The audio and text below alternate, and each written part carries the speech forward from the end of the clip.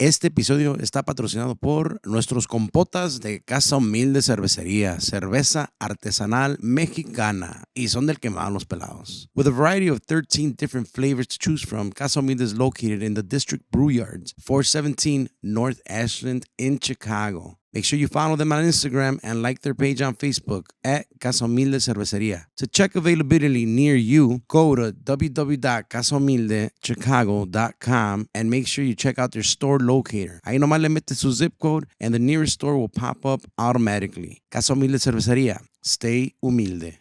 This episode is brought to you by Farmers Insurance. For all your auto, home, life, business, and trucking insurance services, hit up our boy Ricky Mena at Farmers Insurance at 773-216-3060. Ask Ricky if he can save you some money. Again, 773-216-3060. Farmers Insurance. We know a thing or two because we've seen a thing or two.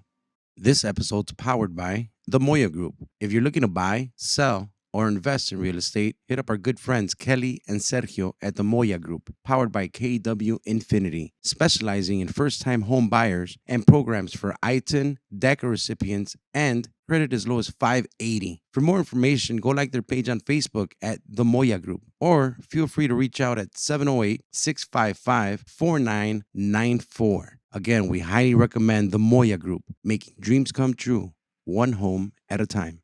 This episode's powered by Miches La Curva, a handcrafted miche mix with all natural ingredients, ready to mix into your favorite cerveza or mixed drink recipe. For orders, reach out to @Miches La Curva on Instagram and Facebook. When you buy 2 bottles of miche mix, mention el GuacPod and you get a free 8-ounce spicy candy. This offer is valid until April 2021. This episode's powered by AMG. Aguacate Music Group is your one-stop shop for all your music needs. Cuentan con servicios de música en vivo, DJs, iluminación, pantallas, photo booths, todo lo que necesitas para tu próximo evento. For all of our musicians out there, they also offer graphic design, photo shoots, live videos, and rehearsal rooms. Go like them on Facebook at Aguacate Music Group or on Instagram at Aguacate Records. You can call and book your next session at 773-301-9083. This episode is brought to you by Nana's Sweets and Flowers. At Nana's Sweets and Flowers, they offer a variety of handmade sweets and floral arrangements to your preference. Their products are customized for your event from every flavor and color to make your special occasion memorable. They are located in the northwest suburbs of Chicago, and delivery is available. Place your order now for that special occasion and become part of the Nana Sweets and Flowers family. Make sure to follow them on Instagram and like their page on Facebook at nanas.sweetsandflowers. They are now taking orders for Valentine's Day. All orders do require a deposit. Also, when you do place your order, mention El GuacPod and receive 6 chocolate-covered strawberries for free. Offer valid till 4/20/21.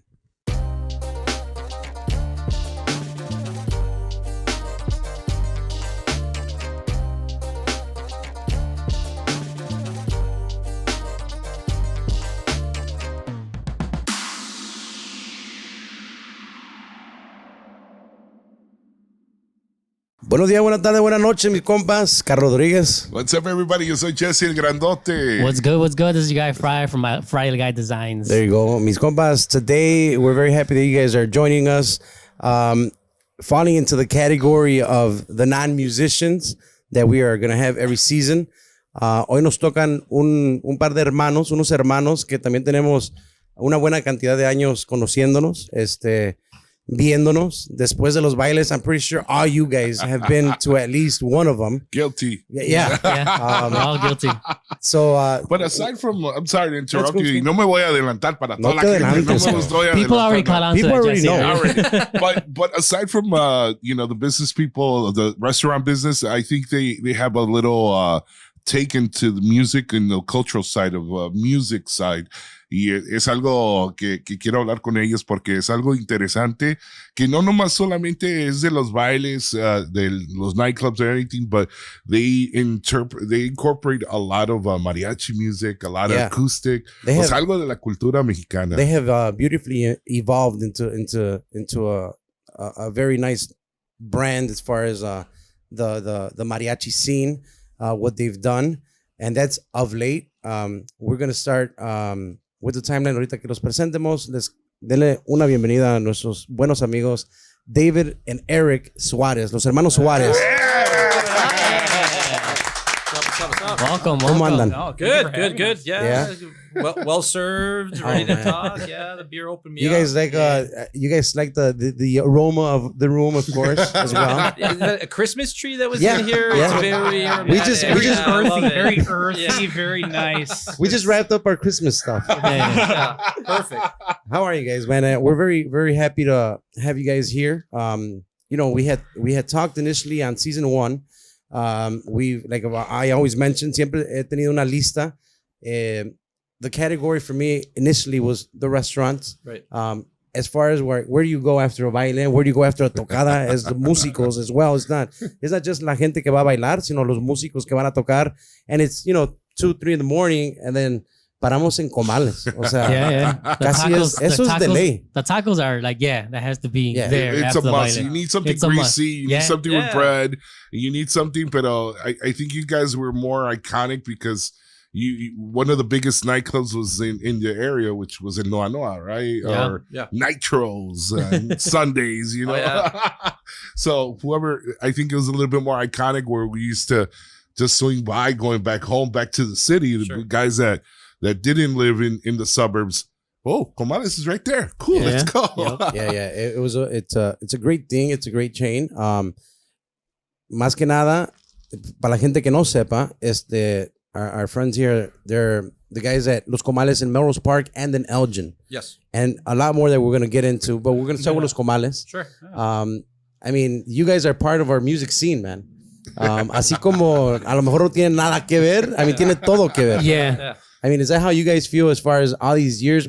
First of all, how many years has it been with Comales? So 22 years, I think. There you go. 1998. Oh. 20. Yeah, we'll be 23 years in May. Wow, Yeah. congrats. So Yeah. 1998. Thank you. very 1998. Yeah, my dad, mom started it. I was 13 years old. Yeah, you just Eric, gave you away were your like age, man. almost Yeah, he's giving- You just gave away your age, bro.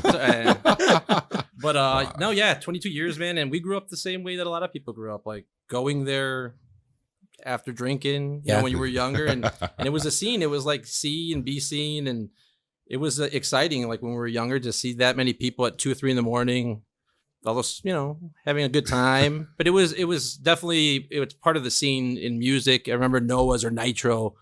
I mean, we're 24 hours on the weekends, Friday and Saturday, Yeah. all night. 24 hours. 24 hours. So, Shit. you get the phone call at 4 a.m, like, hey, something went down. And people, it's just wild, many, many years. And then unfortunately, obviously COVID, but a lot of big bands went through there. We'd see the buses pull up, and Nice. it was exciting. I was about to say, like, not only just the customers that would go, but the musicians that For would pass sure, by, like, for after sure. the gigs. And Yeah. boom. No, we met a lot of cool artists like that. And you see the bus pull up and everyone would get excited, the waitresses. But then even us, like, like coming in late into the music scene, Right. you'd see a bus. You're like, well, who the fuck are those Who's guys? that? Yeah. But they'd come in and then everyone would flock to them. So we grew up the same way. We were young, and it was exciting to see that vibe, and as on the cash register, and people show up. Yeah, and yeah. So very fortunate, 22 years in Comales and Melrose Park, and definitely that like nightlife, Yeah. scene where Big part people of it, have a lot of fun stories and crazy stories. Anybody you starstruck, like walking in, you're like, oh wait, I know who this guy is. But anybody on the top of your head, like damn, okay.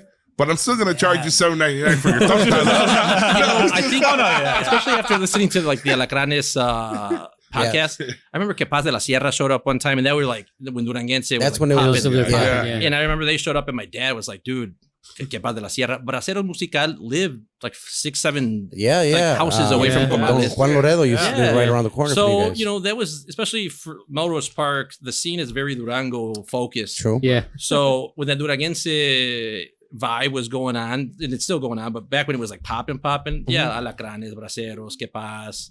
So it was exciting. But starstruck, I think you'd be starstruck.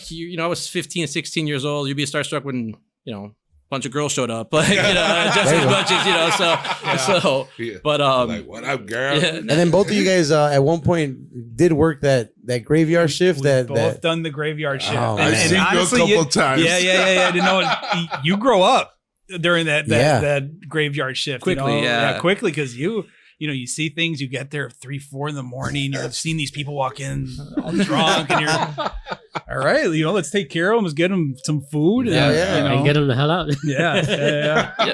But definitely, like, it's a huge appreciation for that, like, whole vibe, because like, during the day it's families and it's people going in buying menudo, whatever, tacos, and then at night it's a whole different vibe. It's like it transformed, but it was so lively. It is so lively and energetic that it was like, it was fun, man. And like Eric said, it was feeding these, these people that sometimes was us when you're out drinking. Hey, you need some food before you go home. Man. So it's, it's a pleasure to do it, especially when you're proud of the food that you serve and the drinks that you put out. So, but 22 years there in Comales Melrose Park. It's been definitely fun. How many years you guys out in Elgin? We opened 5 years later, so 18 years. 18 years. Wow. Yeah, that's good math, right? Like 17 years. Yeah. That was wow. Like, wow, this guy's. Yeah. And then, Elgin's a whole different area for everybody. It's a different scene out there. And the people were like, welcomed us like with open arms, had a line out the door. I was freshman in college and I'd come home and work. And it was nice to have a family style restaurant that people can go to, but also we close at 3 a.m. So they have a place called La Movida and a couple other spots in Elgin for the music scene. But Elgin's just so big, man. It's 100,000 people. I would take a delivery sometimes, like from our restaurant in Elgin to go to the South Elgin. Correct. 35 minutes. Oh. So it's huge. The whole area, it's just a vast area. But luckily, man, it's been great out there too. It's a big location. Muchos saludos para la gente de Elgin. Yeah, Absolutely. Elgin, a lot of these suburbs right now are just so, I don't want to call it up and coming because it's been up and coming, but la raza, la gente está creciendo mucho allí. Yeah. So you're seeing a lot more of, our culture out there and our race more than anything. No, and I bet it was different 18 years ago. It was. And I would give my dad a lot of credit. Like, who would think to go to fucking 45 minutes west of where we grew up? Right. But he saw the need for a family style Mexican restaurant. And he didn't, the location there probably seats 150 people. It's a big spot. Bigger than Melrose. We've been to that one. And so the vision to say, hey, what? There's a lot of raza that need good food. They want a family style restaurant. And it was a restaurant that was open already. It was a Greek diner. And my dad went in there, was like, hey, I want to buy your place. I want it. And that's characterized our family, especially my dad. Like, when he wants to do something, he's going to make it happen, And luckily, we've gotten to be a part of the ride. Right. But also, a lot of the stuff falls on us, on Eric, myself, or my mother, and the huge, amount of people that help us do the stuff that we do. But yeah, Elgin's a different monster, but it's a beautiful one, man. It's a very lively community. Once I heard 150 people, I think we're gonna do a baile out in Comales. Next baile, Comales. Amen.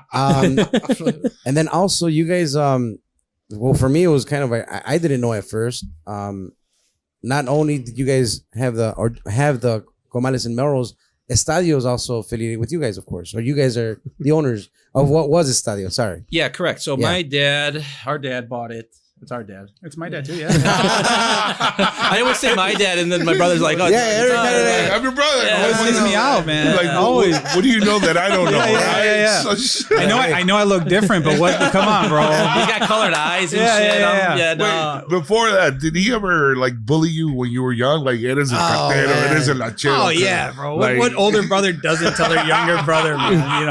Like, you were adopted, bro. They didn't really want you. You were an accident. Why do you have curly hair, you weirdo? Yeah. No. I forgot the question. Estadio. Yeah. So we grew up across the street from El Estadio. It's on 22nd Avenue in Melrose Park, for those that don't know. But we bought it, or my parents bought it. We were very young because it was next door to Comales. So we wanted the parking lot. And it's a crazy story. My dad hasn't drank in 30 years. Okay. But he wanted that parking lot, and he thought he could do something different with El Estadio. It was called Melrose Billiards before that, and before that was an Italian restaurant. So Melrose Park, the community was changing. Yeah. And so he bought it, and he has a brother named Alejandro, which he was in the music scene. My uncle Alex is awesome, very hustler, showed us a lot. Yeah. And my tío Alejandro ran El Estadio, but my dad was, he was the owner. Right. And then my tío Alejandro eventually retired. And then it kind of fell on me. Eric was a little bit too young at that time. I was too young to run a bar, but my dad put me there. It was awesome.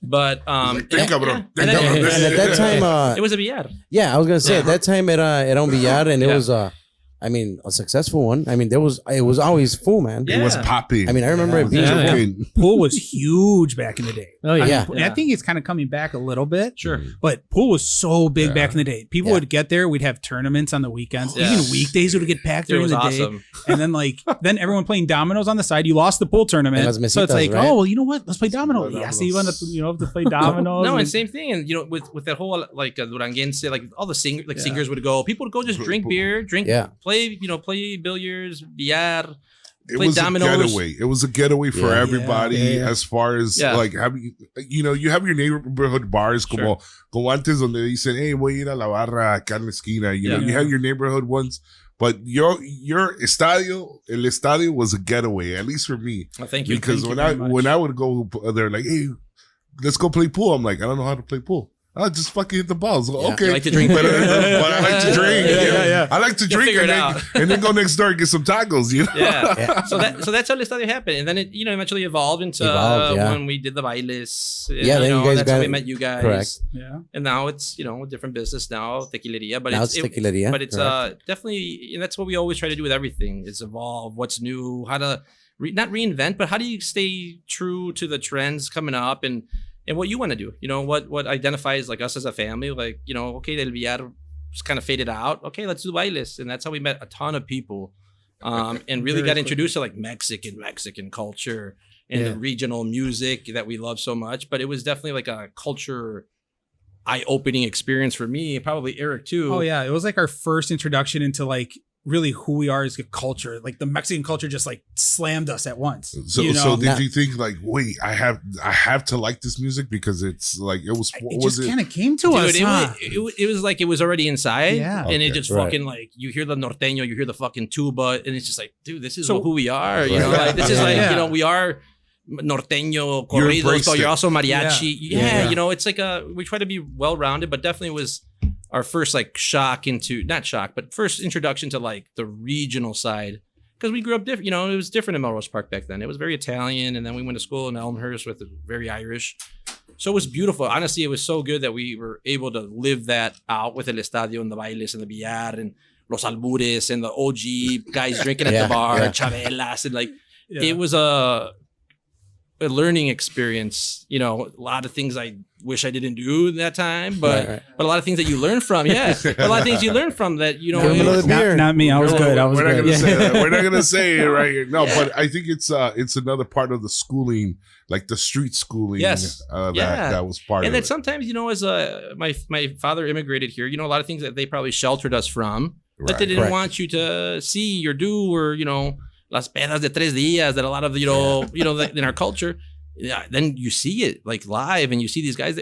But it was a real eye-opening experience. It was a beautiful one to meet these people and understand, like, really, like those were our customers at Comales.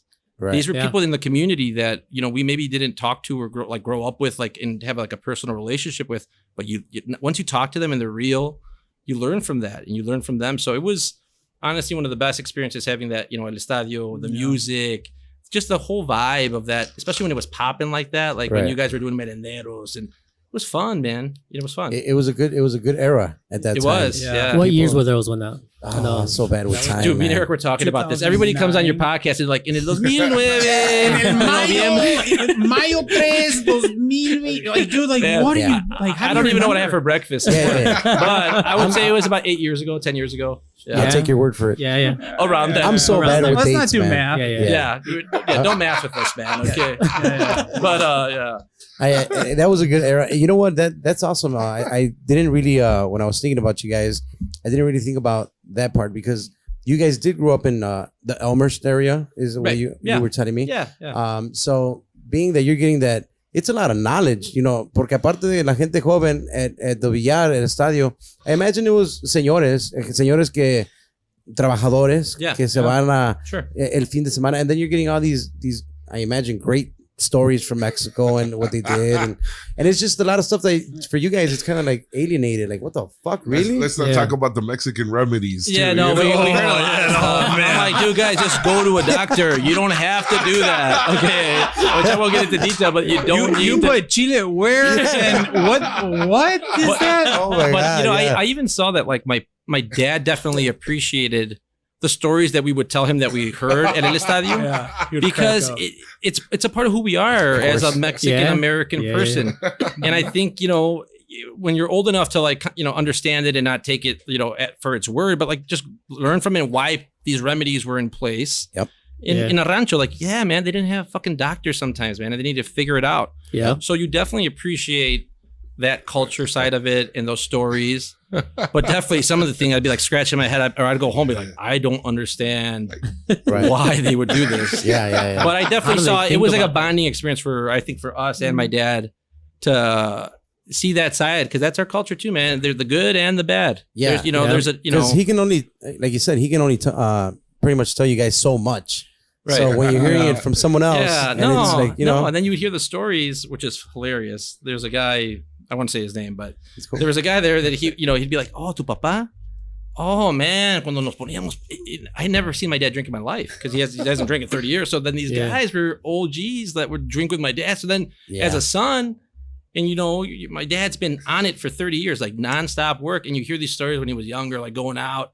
It's cool, man, because that's a part of who we are too. Like, it's not just it's a part of our story, or it's a part of what now I have kids, and Eric will have kids soon too, I'm sure. And it's like what you want to. No, I don't. A couple more drinks, who knows? Make him another one.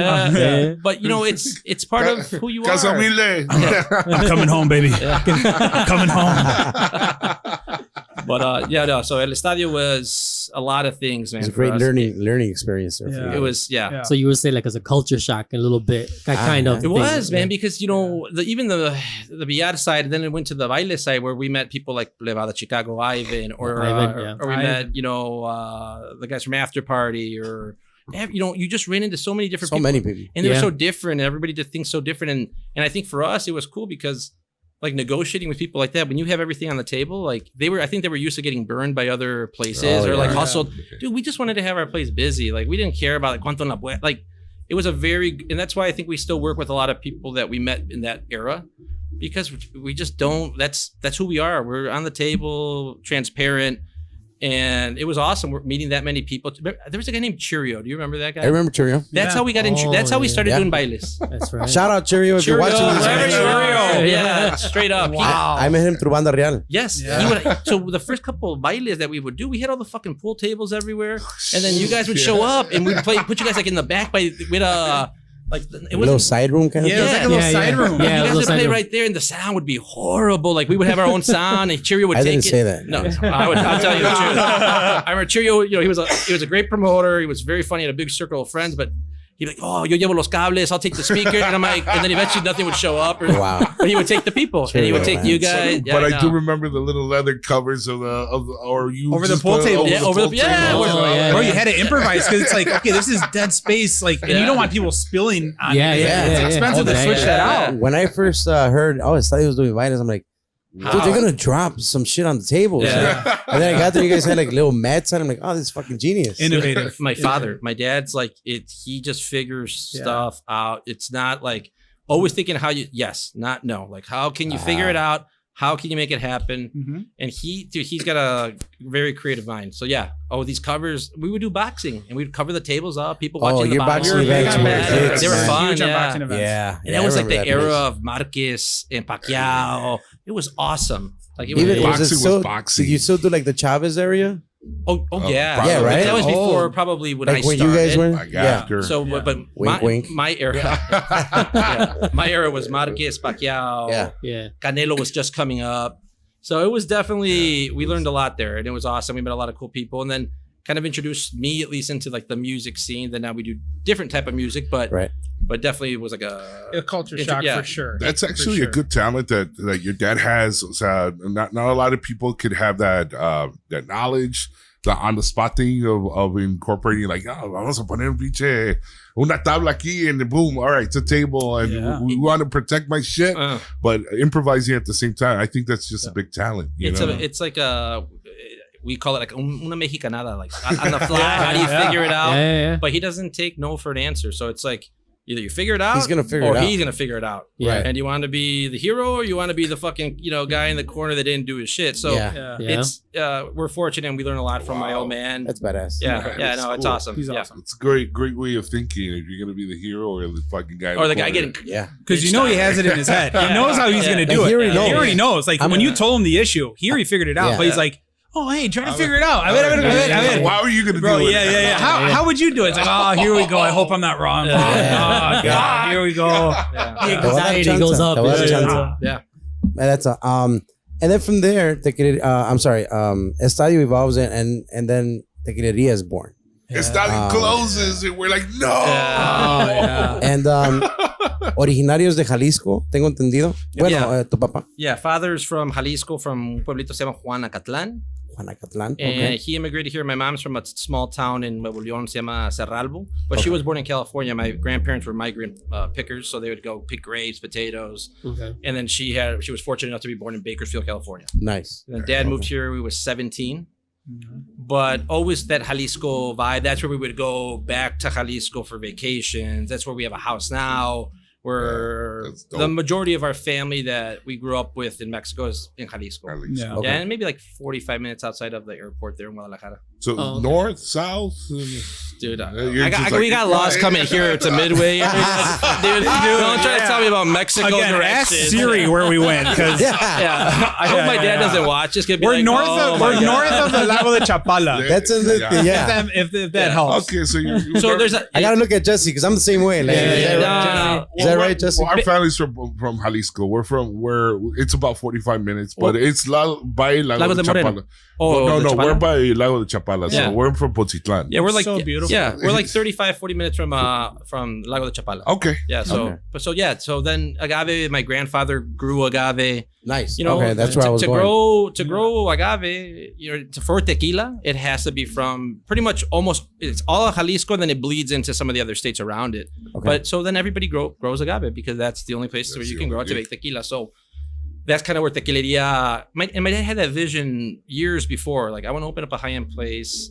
I want to open up a place with like a little different vibe with music, but definitely tequila focused. Yeah. And we've always liked tequila. We've always drank Sure tequila. have. We Yeah. sure have. Yeah. But it's, when you hear how beautiful the art of making tequila is, like how can you not like it, Right, And when you right. see people shoot it, cool, that's all right. But like, it takes 7 years to grow the plant. Yeah. Agave Yeah. takes 7 years. Yes. If you wanted to make bourbon, if you want to make gin, you can make it in a day or two, man. Or maybe bourbon, you got to age it in the barrel. Yeah. But it's the only process you can compare it to is like a wine. And Yeah. wines are seasonal and they're yearly. Mm-hmm. So tequila for me, like once I started learning about it, and we hired a badass general manager. His name's Elliot Acosta. Like Oh man. he's a Bro. genius, and he's Bro. so professional. So and honestly, he made Tequileria what it is. Okay. We've been closed since COVID started because honestly, that space, it needs to be busy because it's a vibe in there. It's like Right, it's encantador. Like you're in there and you get like sucked in, man, with the music and the ambiance. Yeah. And I'm saying that as a customer, like when I go in there, like it's hard to not just like get in it. I'm a faithful customer. customer. Jesse's So, been a long time. and you know what? Elliot's one of those type of people that you go to a place and Elliot's like, "What do you like? What do you like to drink?" Or Romantic. and like he finesses me, Yeah. and I'm like, "I love you. Here's my number." You know, like Elliot. whoa, Dude, whoa. Yeah, no. Oh, papi. Oh, Man, Yeah. man out there. No, like, he like- is- No, but- Let me get another. He's Let me get another. truly a professional, and he Yeah. loved tequila too. So we just like, and then my dad's vision of having a high end place, and we wanted to do it in Melrose Park. That's where we were born. That's where we were raised. Like the area deserves a nice place. Nice Not spot. we love having the billar or the cantinas too. Like I love drinking at all different types of bars. Yeah. Well, we want to do something different because I think the people of Melrose Park deserved something different too that people would invest. But you into a wouldn't- spot like that. Wouldn't you see that as a obstacle? I mean, I know your family. You guys got to figure it out. So the concept, hands down, is by far awesome. You Oh, know, thank you. walk in there, I agree. it's beautiful. But knowing como es un mexicano, Yeah. stern, mulos. They're just like they want their consistency. They want the same thing what they've had Yeah. for like the last 30 years. So Tradition. you throw something, you throw them a curveball, Yeah. and you say like, "What the fuck?" Well, I think the big thing with that was like we had El Estadio because people were just getting here, just migrating from Mexico. It's something in your like home. a cantina. Like Like a our cantina. tacos from, our tacos from Comales. Very traditional. It's what you had from home. Right. But now we're moving into, now we're going with the second, third generation of people that were here. Oh, yeah. You know what I mean? And it's just like, what's their vibe? No, it's English and Spanish. And it's this kind of food. And now you're sipping tequila. And it's just like a whole different thing you wanted to go with and, create and kind of go with how it's moving. No, and honestly, and I heard Ivan from Plebada say this, like, you want to go do something or go to a place that you would like personally, not just as a business. Like, we don't want to sell stuff that we don't like. Like, I don't want to sell food that I won't eat myself or won't serve my kids. Yeah. And we're proud of what we do. So same thing with Tequileria. Like, I want to do something that we're proud of. Mm-hmm. And yes, we could have opened it up in Elmhurst, Oak Park, or gone to the city. And I think it would have been successful as well. Mm-hmm. But we wanted to do where we're from. Like, that's part of who we are. And yes, you run into stubborn people, but like, people evolve too, man. Like, you want to be somewhere different and you want to be somewhere new. And yeah, it's about evolving. And I think that's always been something my dad's pushed on us too. Like, it's you have to keep growing. You can't make the same mistake twice. Like, show them a good time and show them why you're doing it. But some people are going to like it and then some people are not. Right. Yeah. And that's why we built it very small too. It's only seats like 72 people because we know it's a niche place, And, but same thing with tequila and the cocktails. And, you got to dress them up beautifully because it's the Instagram world that we live in. Medium. And, you're right. So it's about blending the two cultures, the immigrant culture and the Mexican American culture how we grew up, I suppose. Now, when you guys made the change to Tequileria, was it ever an issue, the fact that you guys were going to potentially lose the clientele of so many years of Estadio? For sure, man. Honestly, it was tough. Like, I remember the regulars being like, what are we going to do?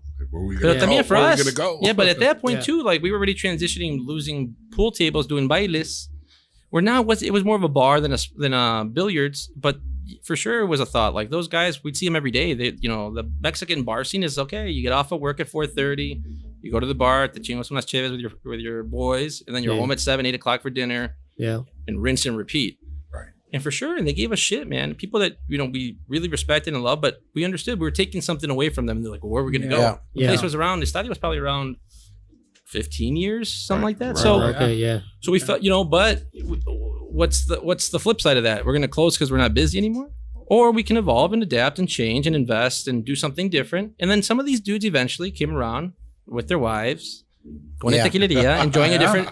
Not all of them, but to enjoy a different vibe. And you at the end of the day, if you're not making money on it, like, it was, las críticas te van a llegar, but if you can't pay your bills, you gotta adapt, you gotta change. I mean, that's what we did there. And we always wanted to do that, man. Tequila is very close to our family and our heart. Yeah. And we knew it was time. And my dad, even for me, man, it was tough to like go to El Estadio because we grew up there. Like, that was our vibe. Yeah. But then, you start thinking about, like, this could be really awesome, and it is awesome.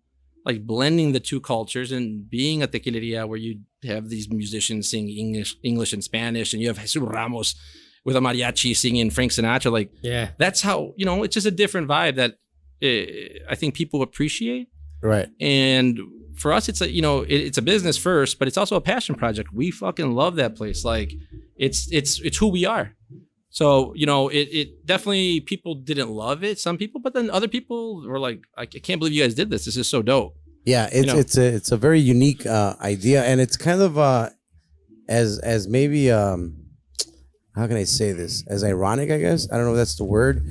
You don't expect it in Melrose Park, and you don't expect it where it's 100% Mexican owned kind of thing. It's kind of, you expect it somewhere where un Americano is going to do it, somewhere in Oak Brook or something like that. Y es el coraje that our families always had, I guess, because it's like, well, why can't we do this? Right. Why do we have to wait for a big American investor to put money behind somebody to open up a concept like this? Like, let's do it ourselves.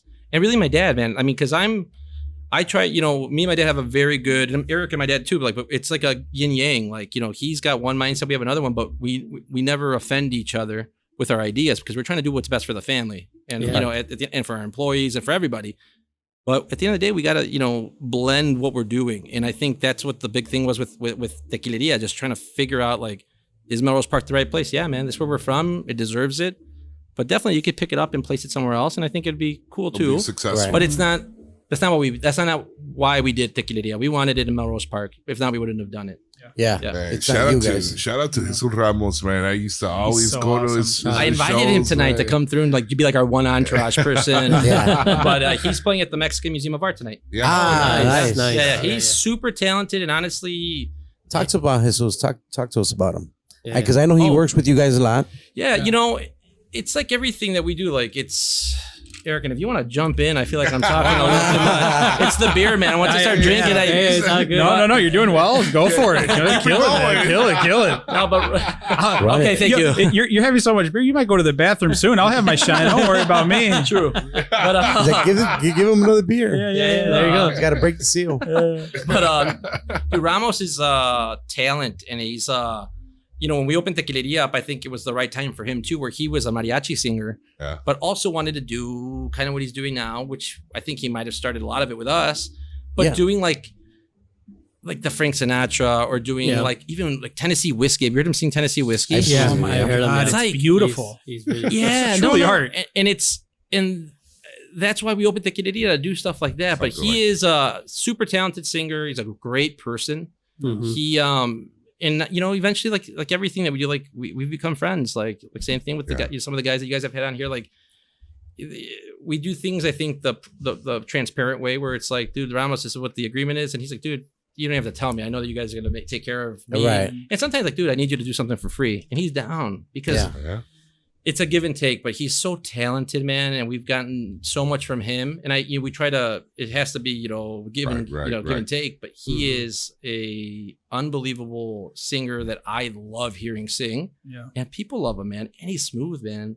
He's Fucking smooth. Charismatic. He's such a dude. talent. Charismatic. He has that crooner like voice. Like, yeah, it was really good. You know, and that's I just it's very about what we do. It's that Mexican American vibe. That modern thing. That Yeah, like I second, love third mariachi. generation. Right. You Yeah. know, it's that It's a new it's that new. generation. You know, we don't only speak English. We don't only speak Spanish. Right. You know, Yeah. he has los dos, and we're going to incorporate that into the music también. You know, it's beautiful. And that's usually what I like about his repertoire. Jesus Ramos, when you go see him, he'll sing, you know, una romántica. He'll sing a mariachi song, and then he throws you a curveball, bro. Yeah. Like what he blew me away one time at Tequileria. He started singing a Music Soul Child song, There you go. and I'm like, holy Nice. Yeah. fuck! Or have you heard him sing No Diggity? Oh hell no! Yes. What? Yeah, Hell just him no. and a guitar, and he's like, What? dude, badass. Wow. And that's like, I love that. And like, Yeah. even like Jessie Garcia, she plays at our bar, or you know, Tequileria, and she sings a Kanye West song. And you're just like, yeah, dude, like this is how our age group. Right. Even though Jesse tried claiming he was a little bit younger than us. And You did say that in the beginning. He's not younger than us. Okay, one of the oldest dudes in the room. Facts. Facts. But that's just Ramos is a beast, man. Yeah. Lucky we've got him on Mexico en Corazon Yeah. tour that my father started. And he's just an absolute beast and a pleasure to get to see him sing, but also be a friend of his. Yeah. I was very interested in Jesus. We're gonna touch on him again. He's on our future list as well. Yeah. nice. Yeah. He doesn't know yet. Technically, no one knows from the future. But he's This is on how our, we let him know when Yeah. you watch the episode. Hey, by the way, he's on our list. Pick up your phone. But I was very interested in how it the love for tequila. Like now I know it's a family oriented. Your grandfather, grew had the agave. agave. So I wasn't sure if it was just like a Jesse loving tequila kind of thing, and it's just loving it. No, but because of Elliot, and before we get to Elliot, Jesus, I drunk dialed you a couple weeks ago. I apologize. I apologize. That was like me. I wanna hear the texting, voicemail. Carlos last night. I want to see that one. I asked for something, but sorry. But Did he send the But picture? No, Yeah. he didn't. He didn't respond. So You're like, say this in your deep voice. I dropped in the DM, but he didn't respond. I got left on red. All right. So wow. I'm red. No, but you know what? Elliot opened up my palate when one of my trips at Tequileria, and it wasn't just like having your usual, because when you're growing up and you're drinking with your friends, you're like, oh, Jose Cuervo. Hey, you gotta go with Don Julio. You gotta go with your traditional ones or the popular ones, que digamos, right? But something Elliot, and I'm gonna credit to him, is that he opened up a world of Tahona style tequila, Yeah, man. which blew me away, dude. Like So people that don't know Tahona style tequila, Right here. Mhm. Lolo. so picture making a salsa. You can make a salsa in a blender, Okay. or you can make it in molcajete. molcajete. Yeah. So molcajete, the flavors stick to the molcajete a little bit. You grind it up. It's not so like liquefied, and it's just a more appreciated version of salsa. Yeah. Same thing with tequila. Slowly like crushed with a tahona, which is a big volcanic rock from Jalisco. Oh, And it's just the artisanal way of doing it, but it has a lot of science behind it too. The amount of sugar that it has, how it ferments, the way they bottle it.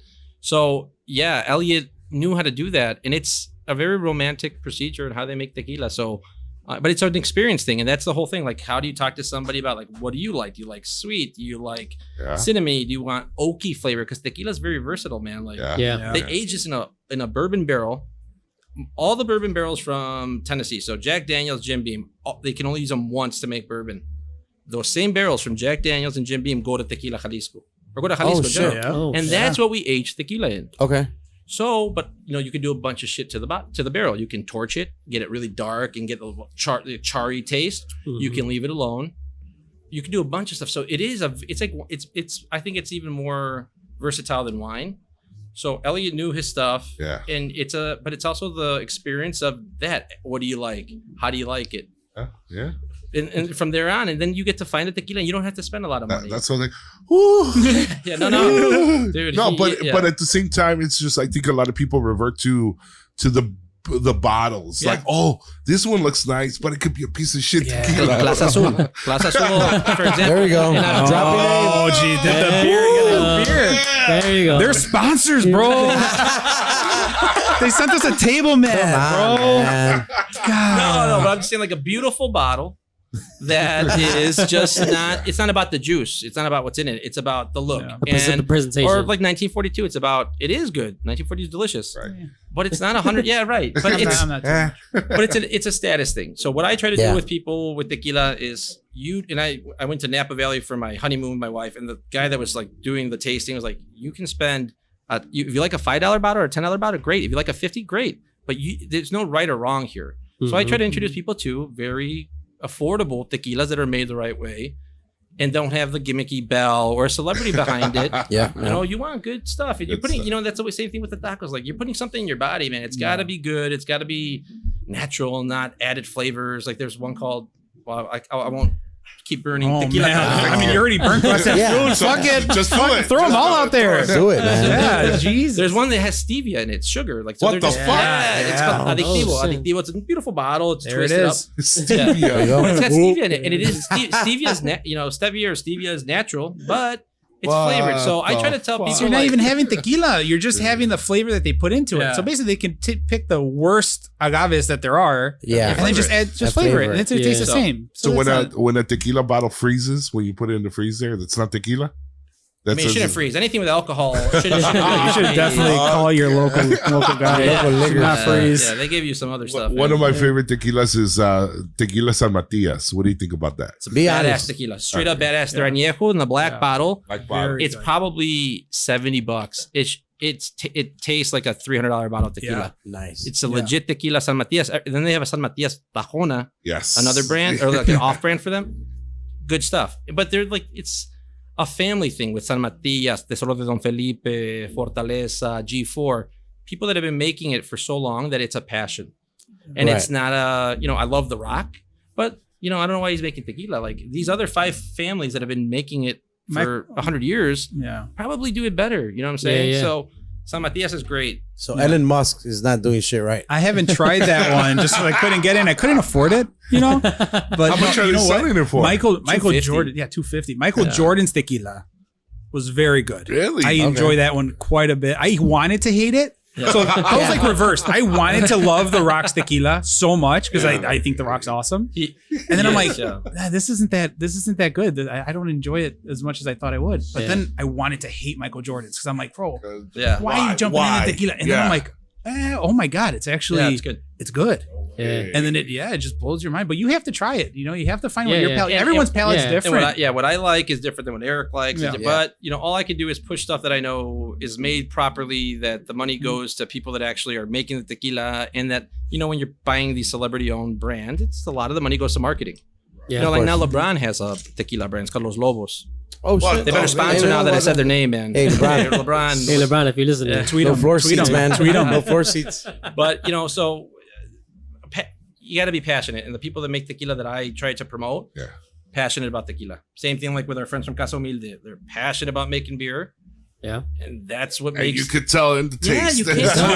Yeah, But the it's also details. before you drink it, you're already like tasting it. You're like, oh man, these guys are from Durango. They're legit. They love beer, and it's an experience. Before you even taste it, you're like, it's gonna be good Yeah. because of the vibe that they give off. Yeah, yeah, yeah. ¿Y de dónde son, Carlos? Y son del quemado los pelados.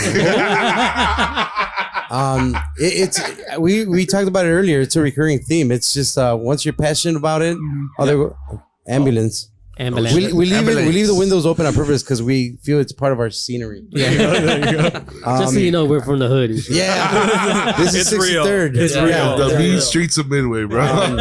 It's downtown Midway, So. I want to talk about a little bit of it. Also, maybe if I could about of your course. the food menu in Tequileria, because I had some carnitas. I forgot what it was. I went there once and I love the vibe on it. Thank you. And I had some carnita tacos. I forgot what it was. It was kind of different. Yeah. And somebody had told me like, no, you gotta try it. Yeah. And it was just phenomenal. I love it. Yeah, right? Duck. Yeah, Duck duck carnitas. carnitas. So the chef that we had was like French trained. So making a confit is literally cooking it in its its own fat, and fat. it's right. Yeah. So Yeah. you can do that with anything. Yeah. So the chef at the time made it out of duck, and then he made like a cajeta salsa with habanero, and it was bomb. And my dad, my dad loved it. People loved it. It was different, and that's what we wanted to do. Just something different that people would not see every day. But for sure, for a while, people are like, "No, what the how are you making duck carnitas? I don't want that." Yeah. But for us, it's about that's what we wanted to do, to change people's perception on even Mexican food. Yeah. We're foodies, I would say. At least Huge foodies. You have to be Yeah. foodies, man. You're in the restaurant business. No, but we love other people's food too, and we love other people's tacos. Like it's Right. we're not competing with anybody. We're all on the same like frequency, wavelength. Like we all want. There's enough people that like tacos for all of us. Yeah. So we tried like Rick Bayless, man. Like what a G. He put Mexican food, and traditionally people thought Mexican food should be cheap. Yeah. Like no, man. We need like some self-worth. Mexican food should Fuck be. yeah. Not taqueria food. Yes, taqueria. Okay, generally a little bit less pricey, but dude, they're making crazy cuts of beef at Suco with Carlos Gaitan or Rick Bayless's place. Like Rick Bayless really put Mexican food on the map, and it's not a shame, but it's great that he did it because for some reason we didn't do it. Mexican people didn't do it. No valemos. No, we can't do it porque la gente nos va a criticar. ¿Cómo vas a vender una rachera for $25? Yeah. Well, if it's outside skirt steak and you're marinating and you're doing this to it and you're slow cooking And it, it's Kobe beef, and bro. it's So we grew up with that vibe of loving that type of food, and we tried doing it ourselves in Melrose Park, and we love it, dude. And we're gonna keep doing it, because that we are worth that type of food. There you go. Yeah, People do absolutely. deserve it, and if I they agree. love it, great. And if not, like even what's it called, Antojeria. It's a woman chef. I forget her name, but she's on the north side. Maybe I'm really bad with Chicago. Yeah. But obviously, it took us like 3 hours to get here. We should have just took a plane from O'Hare to Midway, honestly. That would have probably worked out better, right? I mean, Mi tocaya Antojeria. okay. Bee chef, and she has a plate with lengua and peanut butter. It's crazy, Oh, shit. but you try it and you're like, okay, this works. It's cool. It's different. It worked, huh? It works, and it's just different. Like worked. Yeah. Did it work? It worked. But it's about. It's worth the money, man. Like when our culture should do the stuff like that, we should press. And if people love it, great. It's not for everybody, but Right. our food, it can be great and cheap and affordable. But there's also, if you want to go get fine dining Mexican food, Upscale. for years we only had Rick Bayless, and now we have Carlos Gaitan, True. the chef in the north side. Like so, in Melrose Park for us, it was a pleasure to keep doing it and to keep pressing on forward and doing different things because it's fun for us. Yeah. Yeah. And I think it's about evolving, and it's we want to keep doing that because I think it's important to keep pressing the envelope with that. You know, A great evolution from Yeah. Estadio to Tequileria to what it's going to become later. yeah. And with that, we can also go with the fact that I do remember, correct me if I'm wrong, you guys are also somewhat involved with like Taste of Melrose or something like that, Sure. or Taste of Mexico, or Yeah. So it's the Taste of Melrose Park. You want to tell the story? Melrose Park knows Yeah. you guys, man. No, yeah, no, Melrose no. Park, Oh, man. Melrose You guys Park's gotta show some home. love. Yeah. Melrose Park's home, and dude. we love Melrose Park. Yeah. Like, you know, that's I tell my wife every time the car's driving and I just like space out, it goes to Melrose Park. Like it's just like I don't care where I'm at, my car will point to Melrose Park because that's home. Yeah. That's where we grew up. That's where we learned And- who we are. That's what we. That's badass, we were man. going to school in Elmhurst, but we lived in Melrose Park. So then it's like, yeah, you grow up with a bunch of Irish, Italian, but then you go home to Melrose and then you're living next door to everybody's Mexican or from different No, parts. and of it, Comales. Comales is our, that's our bread and butter, man. Like that's how we grew up is serving tacos. So we're super thankful and fortunate that Melrose Park loves us and we love Melrose Park. Yeah. But yeah, no, I mean, Yeah. So then like the taste was going on. Yeah. So then the taste was just like everyone in town. The beautiful part about the taste is everyone from town has a booth. It's not always a restaurant. Not everyone has Like a restaurant, but families. there's families that have been there for how Oh, long has the okay. taste been going on? 100 and something years? yeah, it's 125, 126 years. and it's the second. Well, it was back in the second largest Yeah. food festival outside of the city of Like Chicago. a family would just go and rent So that you'll have space. a family that lives Yeah. on 16th and Walton in Yeah. Melrose Park and makes they, cannolis. and they make cannolis. And they only do it once a shit. year. Okay, yeah, And they do it for the Nice. taste. So it's like that sense of community was so awesome. Wow. But then we saw something that my father saw. It was like, you know what? There's a lot of Mexican people in Melrose Park, and we don't have that many booths. Yeah. So then it's just like, okay, we're selling tacos here, but then it's beautiful that you have cannolis, then you have meatballs, then you have this and that. And my dad's like, I want to bring music here as well. Like, give us a shot to have a mariachi on the main stage in the Taste of Melrose Park. Yeah, because there was already music, but it was Yeah. Yeah. You know, like a lot of things that we do al último momento. And my dad spoke to Mayor Serpico, who's a great ally for the Mexican community in Melrose Park. okay. And he said, Sergio, listen, like we're booked. He's like, well, just make a space for me, please. And my dad, out of his pocket, paid for mariachi, I forgot, Perla de Mexico or something. Okay, yeah. Good mariachi, the best in Chicago at the time. Very, very good. 2 hours, and we took all of our employees, our family members to pack it because we were proud of that. Like to have mariachi in Melrose Park, which was changing a lot. It was very Italian. Now more Mexican people were moving in.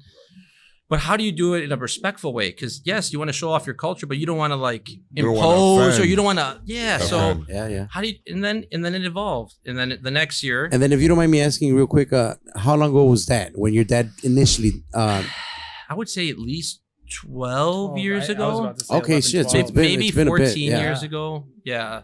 And then it grew. And then a year or two later, we got a stage. A year or two later, we got a whole area. Now we Wow. do it's called Sabor de Mexico instead Yeah. of the Taste of Melrose Yeah. Park. Yeah. Yeah. We bring That's amazing, people that man. make artisanal clothing, everything from Mexico. We bring Right. mariachi, ballet folklorico from Mexico. Mhm. And in that same week is when we do, now that it's evolved and grown, we take them to Millennium Park, we take them to Nashville, we take them to Vancouver. But it started there, man, with 2 hours that my dad out of his pocket paid for because he knew that we weren't represented and nobody was speaking up. It's I was just gonna say that And- it was and- your dad speaking up, man. Yeah. And it was just like the mayor, like, hey, listen, we have people already booked. Okay, well, are you gonna pay for it? Well, do it then. Like it was, Yeah. but my dad no se queda callado, and he was just like, and I'm sure he's been said no to some occasions, but this time it worked. Yeah, And we've had so we do Noche de Bandas on Friday, and then Saturday we try to get more like ballet folklorico, mariachi, younger kids that get like a stage time. más tradicional. And Yeah. it's a huge stage, and we've had huge bands play on Friday night too, like Very big family bandas. oriented. Yeah. Right. Obviously, it's free. Free. Yeah. And everything that we do on the cultural side, free. Because Wow. everything. Always. Millennium Always. Park, Huge. any No That's covers my- at all. nothing. That's Wow. my dad's That's number good. one rule. Let's Wow. bring art. Let's bring culture. Everybody. Why should they pay for it? and accessible That's for awesome. and then the best places that we can possibly get to show off our culture and show off our music and our Expose. art. Yeah. Right. Yeah. Yeah. And that's been the evolution that we're going in right now. And getting a place like a Millennium Park for a Yeah. festival is like, That's we're, crazy. We're two young men from Melrose Park. My dad's from Juanacatlan, Jalisco, moved here 17 years old, and he's getting Millennium Park. Yeah. Like, Yeah. And When I was first your- reached Sorry. when I first reached out to David, I wasn't even aware that you guys, Yeah. were or your dad and you guys were doing the Mexico en el Corazón, and I was like in shock. I was like, this is gonna be amazing because we get to talk about Comales, and then now we talk Tequileria, and now we're going to be able to talk about the mariachi scene, which is a whole different scene as well. From obviously the usual that we talk about, the bailes. This is something that we're not, our expertise isn't there. I know Jesse is a little bit more involved because his son is plays in the mariachi at school. Oh, nice. But I just think you guys are bringing some good to the new listeners and people who are watching, and the mariachi scene, and people that see, it comes on the timeline on Facebook when you guys did have this Millennium Park, and for them to know that it's free. So whenever it comes back again, be it 2022, whenever it is, I mean, this exposure of the culture from your guys' families is amazing. Honestly, I mean, I think that it's letting us. This is free knowledge. it's a lot of free fucking knowledge for everyone. For us too, man. Yeah, like for us, like my dad, like I said earlier, like la perfección no existe. So we're working on Sabor de Mexico. He's already thinking next year, what are we gonna do? Wow. And he doesn't even include us in those thoughts. Maybe your guys are not with him 5 years down. No, he's got his thoughts. Dude, we're 5 years down. Who knows where he's at? Because like 5 years down, he's gonna be in Paris, France with a mariachi. I guarantee it. Honestly, because that's the mind that my dad has. And it's not like he's not that he's not a genius, but he figures out a way. He pushes and he knows the right people. Not even he finds the right people, and he knows that he doesn't know everything, but somebody does. That's key, man. And then like when he does it for the right reasons. Where he's not doing it because hey, I want to make a shit ton of money in France and bring a mariachi. No, dude, he wants to bring that beautiful culture that we have, that beautiful colors, the dancing, the history. He wants to bring that to people. Y si le cuesta, lo paga. He'll do it because he's proud of what Mexico brings culture and art. From the fest, I mean, if it's up to him, él va a poner el mariachi. Same thing. If it's in Paris, like, yo lo traigo. Yeah. Nomás dame este espacio. Así es. And that's how he's done everything, like 100%. And then we'll figure out the details later. Like, just give me the opportunity to do it, and then we're gonna work it out. I think that's a G move, bro. That's a G move. Like, give me the spot. Yo lo pago. It's a way to make a statement. But at the same time, he's very confident in that statement he's making. Anything to push his vision. Like, he already has that vision. Like, anything to like, I won't pay for it. I want this. It's literally about the empowerment of not just Mexican community, the Mexican American community, and us and our kids. Like, when I'm at the Millennium Park event, you look out, you see 20,000 people. I don't know much about music. I help organize, and I run that show. I don't know about music, but when you look out and you see 20,000 people crying or enjoying something that you did for free and for the right reasons, you can't pay anybody any amount of money to make you feel that way. I think we've cried every year. Yes. Oh, dude. Honestly, because the show's ending, they sing the song, and you're just looking out to people who are proud. To be listening to that at Millennium Park. But I think it's a little bit something that you guys don't see. And it's in all due respect, because you guys are behind the scenes and putting a production, right? Yeah. But, on my side, what I see is like a little pilgrimage. The people that get on the train, on any train line from their neighborhoods, right? Sure. They make that pilgrimage with cobijas, with loterias, they have the coolers, they have everything. They flock to downtown. Yeah. They se apartan un espacio, para comer, to have a full day, like a full day picnic, with their family, with their friends. And I remember, hey, estoy acá, vete ya, you see me, I'm waving over here, right? And then you get to the spot, and the place that people are so comfortable going to Millennium Park because there's public bathrooms accessible. They can bring their own drinks. They can spend the whole day, and it's free. And it's free. And it's free. Now, with that being said, I also believe that we touched a little bit before. This is the generation. You guys watching and listening, you guys have to take full advantage because there's a lot less fear now. Back in our parents' days, I don't think it was as easy in their head psychologically to come downtown. Even if it was free, they're like, ni madre, se va a estar la migra. Like, it's one of those mentalities from back in the day. And now everything obviously has changed. Now a lot more Mexican Americans. It's less fear to go downtown and have a great time. And this is the time. This is the time where they have to take full advantage of in a good way, take advantage of you guys, la familia Suarez, que en mi opinión está ofreciendo una educación gratis de cultura, because it's empowerment. I do agree it's empowerment, but it's just it's the continued knowledge of culture, because if you guys were not doing it, then who would be doing it? Or is anybody else going to be doing it? And that's almost like it feels like we have to do it because we have the opportunity to do it. Right. So if you don't do it, then who's going to do it? And there might be other people that can do it, maybe even do it better. And hopefully they come on board and take over what we've started. Right. Because at the end of the day, we sell tacos. That's our bread and butter. We sell tequila. That's our bread and butter. My dad's converted us into like almost like we can do anything because porque no le tenemos miedo, because he's not scared of anything. Yeah. But to have the opportunity and to not do it seems like a slap in the face to every single person that enjoys our shows to not do it. So while we have the opportunity to do it, we're going to keep doing it. Yeah. And like my dad was telling me a couple of weeks ago, it's like when I came here when I was 17, it was in the basements of las iglesias, los parques. Yeah. Eventually, un escenario de aquí, un escenario de acá. And we're at Millennium Park, or we're in Vancouver. We're in front of Mount Rushmore. Yeah. Dude. Think about that. No. I remember when my dad's like, hey, I want to in front of Mount Rushmore. Stop it. And we're sitting there like, dude, we're like, what? And he does no drugs and he does not drink. So they make that clear. Yeah. Imagine. He's like, wow. I'm going to do, I'm going to take it there. And you know what's beautiful? That exact like trip that year, he took mariachi and the Ballet Folklorico to a field. Of potato pickers. Right, of potato pickers. Pura raza. So the pura raza estaba trabajando. They come in all in for lunch, and he had the mariachi pull up the bus, get ready, and he brought it to them. Nice. And then the next couple of days, he was at Mount Rushmore. And and then so if he talks about it, he cries. Like, and I get teary-eyed. Like, it's of course it's beautiful. Yeah.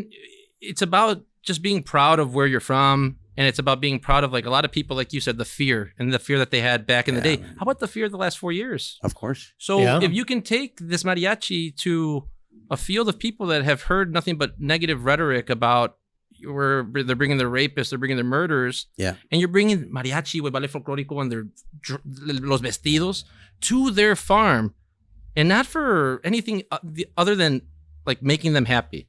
Yeah, it's vision and stuff that's the kind of stuff that why people, I think, follow my father's lead on a lot of stuff, because it's that real like connection with people that he wants, and that I think he gets a lot out of it too. He does do a lot for people, but when you do something for somebody else, you're doing a lot for yourself too, because that fulfills something inside of you. Yep. And there's no better feeling than doing something for somebody else. I think it started with one taco, man. That you guys had your family had a product that we're proud of.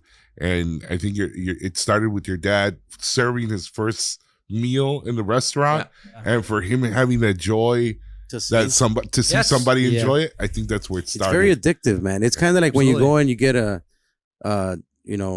Dunkin' Donuts, or in my compadre's case, Starbucks. And, I'm fancy. I'm a little bougie myself.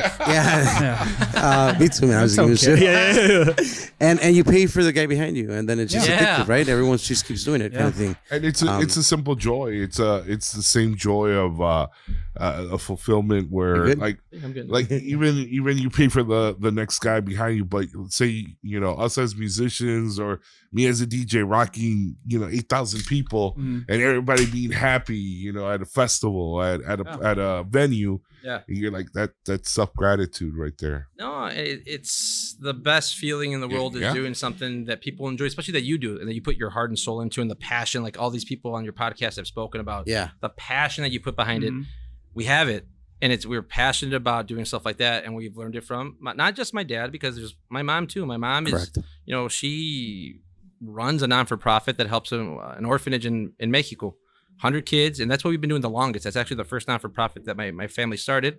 She does that. Eric helps out a ton. We have 500 people every year go to this event, but that's just like, it's part of who we are. Like, we love doing stuff for other people, and because we're fortunate, man, and and these people are the same people that go to our restaurants or go to Tequileria. And that's my dad's main point, is these people came to us for tacos when they got here from Mexico, and this is where they changed our lives. Let's do our best to give back everything. I love that. Let's give it back. Let's make a difference in other people's lives, and I think that's such a great thing that we've learned from my father, is just let's give No, back. and- Let's make a difference. And our mom straight up, Oh, like, you know, yeah. because one person can't do it alone. Of course. And, you know, and my dad. All those crazy thoughts go through my mom Yeah. first, bro. So imagine the stuff she says, like, "Hey, Sergio, Yeah. chill." Like, imagine those. I mean, Yeah. he's over I'm here talking about surprised. France. Like, you're talking about Paris? Like, Yeah. No, my mom is honest to God a saint. yeah, she's awesome. She's a saint. I mean, she put up with 3 boys yeah. that grew up a Rough. little wild. Yeah. Saludos muy grande para tus You know, papás. yeah. Thank you. My mama. Yeah. I wanna hear that. Calma tus huevos, Sergio. Calma. I want to hear the ideas that came out when she said, "Calm down." Yeah. My dad said that, like, you know, in Mexico, there was no opportunities. That's why he came to the United States. He said, then he got here and all he saw was opportunities. And that's why he's opened up so many different businesses. And then my mom's like, está bien, Sergio, a lot of opportunities. You don't need to take every fucking one. Because we've owned weird stuff, and we owned a newspaper for a little bit. We owned because he's just like, Non-stop, man. yeah, nonstop. And he just sees like, there's just so many different opportunities. Yeah. If he owns a radio station, let me know, okay? Extinct. Yeah. I don't put it Oh, past. you guys got a good thing going with this podcast. I think you guys will be okay, man. Your dad's Thank gonna you. come around. I'm gonna buy the podcast. That's where my mom's gonna be like, "Sergio, Sergio, Sergio, Sergio, están fumando mota. Se están fumando mota y no, Sergio, no. hacen drugs, hacen drugs." Like, she don't care about the 10 beers I've had here tonight, but she's like, oh, they fumaron mota. The drugs No. is on the line. Yeah. A mother's love. Oh man.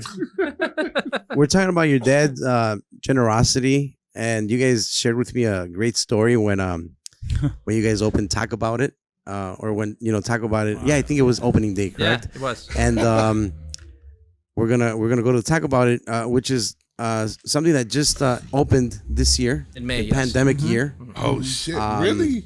Yeah. A pandemic. A pandemic wait, restaurant. Other than pandemic grooves, we That got a one- pandemic Pandemic restaurant. restaurant. There you go. Yeah. Hell yeah. Yeah. Yes, Yeah. sir.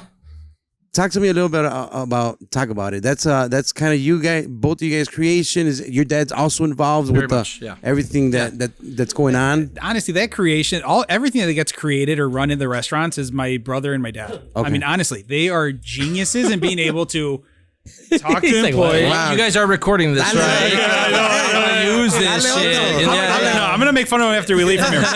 We got a long drive home. We're at Midway. We got like 8 hours.